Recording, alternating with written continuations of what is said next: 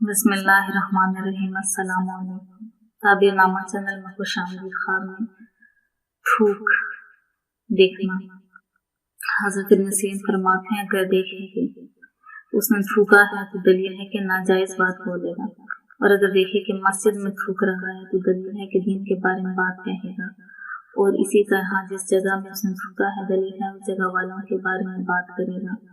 और अगर देखे कि दीवार पर थूकता है तो दलील है कि ऐसी जगह माल खर्च करेगा जिसमें हफ्तालत नाखुशी होगी। और अगर देखे कि जमीन पर थूकता है तो अपना नुकसान देखेगा। और अगर देखे कि दरख्त पर थूक रहा है दलील है कि शिकनी करेगा, झूठ बोलेगा।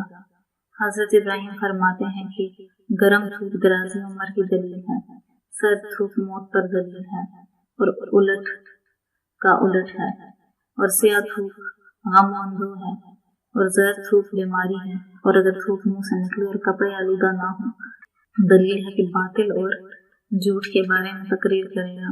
और अगर उसका हल नहीं है तो झूठ बोलेगा। और अगर देखे कि बलगम गले से निकाल कर आस्तीन में ले ली है तो दलील है कि अपना माल अयाल पर खर्च करेगा।